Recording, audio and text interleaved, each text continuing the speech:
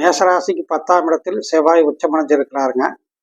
இதில் 11ஆம் இடத்துல உங்களுக்கு புதன் சுக்கிரன் போன்ற நல்ல சுபகிரகங்கள் ராகுவோடு சேர்ந்து குரு பார்வையிலும் இருக்கிறார்.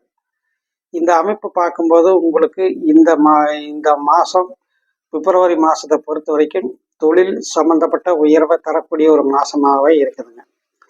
தொழில் உயர்வு, பொருளாதார ஆதாயம் இதையெல்லாம் தரக்கூடிய ஒரு மாதமாக இந்த மாதம் இருக்குதுங்க. உங்களை பொறுத்த வரைக்கும் இந்த 2026 5ஆம் இடத்தை உங்களுக்கு இந்த புதன் சுக்கிரன் ஆகிய கிரகங்கள் சுபர்கள் பார்க்க இருக்கனால் குழந்தை பிறப்பு எதிர்பார்ப்புங்களுக்கு குழந்தை பிறப்பு உண்டாகக்கூடிய வாய்ப்பு உண்டு.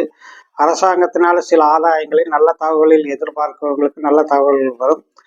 கோர்ட்டு வில்லங்க விவகாரத்தை எதிர்பார்க்கிறவங்களுக்கு அவங்களுக்கு சாதகமான உத்தரவுகள் வரக்கூடிய வாய்ப்புகள் உண்டுங்க.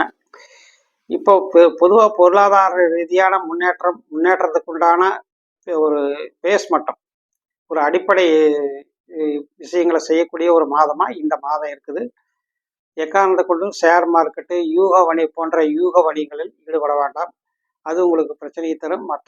மற்ற விஷயங்கள் பொருளாதார ரீதியாகவும் குடும்ப வளர்ச்சி, குடும்பத்தில் சுபகாரியங்கள், சிலருக்கு திருமண நிச்சயம் போன்ற நல்ல சுபகாரியங்கள் நடக்கக்கூடிய நல்ல மாதமாக இது இருக்குது.